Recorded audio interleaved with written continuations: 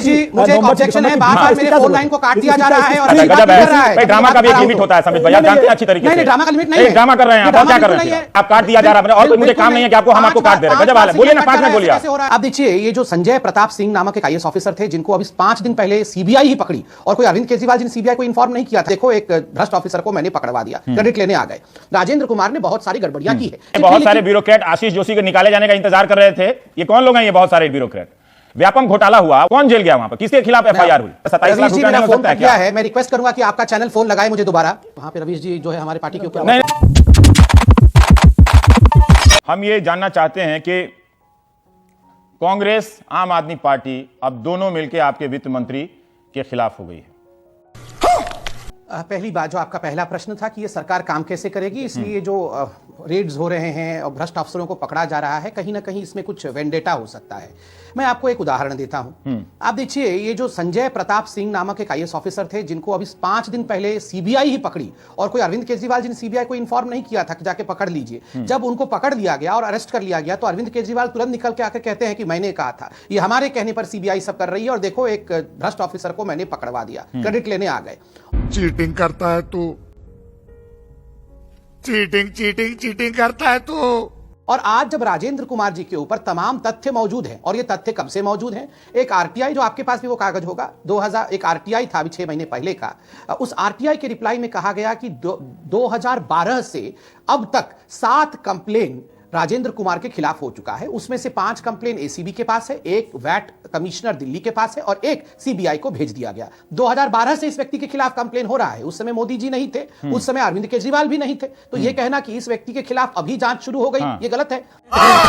6 महीने पहले मई के महीने में आशीष जोशी नामक एक ब्यूरोक्रेट, जो कि आम आदमी पार्टी के सरकार में मेंबर सेक्रेटरी, बहुत पावरफुल पोस्ट होता है, मेंबर सेक्रेटरी थे, जब उनको आम आदमी पार्टी ने निकाला तब इस व्यक्ति के पास बहुत सारे दूसरे ब्यूरोक्रेट आके तथ्यों के साथ विषय को रखे कि ये लीजिए भाई तथ्य, राजेंद्र कुमार ने बहुत सारी गड़बड़ियां की है। क्या बात कर रहे हो आप? ये बहुत सारे ब्यूरोक्रेट आशीष जोशी के निकाले जाने का इंतजार कर रहे थे।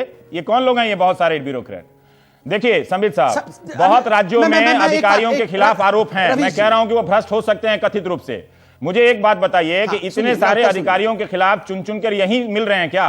कुछ ना कुछ तो गड़बड़ जरूर है। सतर्कता विभाग का जो चीफ है उसके खिलाफ एफआईआर एसीबी में हो रही है, एसीबी कहीं किसी और के खिलाफ एफआईआर हो रहा है। ये क्या है? मैं नहीं कह रहा कि आरोप नहीं है, आप जांच नहीं कीजिए। व्यापम घोटाला हुआ, वहां तो कोई किसी अधिकारी के खिलाफ क्या चार्ज हुआ? कौन जेल गया वहां पर? किसके खिलाफ एफआईआर हुई? ठीक है, इस तरह की बात है। ये चुन चुन के कि एक आदमी, जो आपने आशीष जोशी का उदाहरण दिया, आपने सांगी का उदाहरण नहीं दिया कि आशीष जोशी क्या वहां के मॉनिटर हैं कि उनको हटाया गया तो सारे अधिकारी उनके पास गए।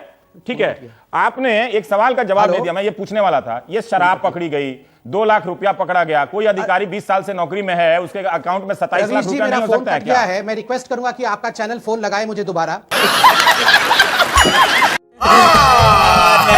झूठ बोल रहा है। वहां पे रवीश जी जो है हमारे पार्टी के ऊपर। नहीं, सुन लिया मैंने, अभी आता हूं। थोड़ा फोन करवाइए। 1 महीने की नहीं रवीश जी, मुझे एक ऑब्जेक्शन है, बार-बार मेरे फोन लाइन को काट दिया जा रहा है और आपका अरे संबित भाई, आप भी जानते हैं टीवी में कट जाता है। गजब है भाई, ड्रामा का भी एक लिमिट होता है संबित भाई, आप जानते हैं अच्छी तरीके से। नहीं, ड्रामा का लिमिट नहीं है। ड्रामा कर रहे हैं आप, और क्या कर रहे हैं? आपको पता है कि टेलीविजन में सिग्नल कट जाता है, आप काट दिया जा रहा है और कोई मुझे काम नहीं है कि आपको हम आपको काट दे रहे हैं। गजब हाल है, बोलिए ना, 5 मिनट बोलिए। आप जानते हैं अच्छी तरह से, हमको और कोई काम नहीं है क्या? सवाल पूछा जाता है और हर बार आप जवाब दीजिए। आपका कट गया तो आप लगाइए ना साहब, आपके पास जवाब नहीं है क्या?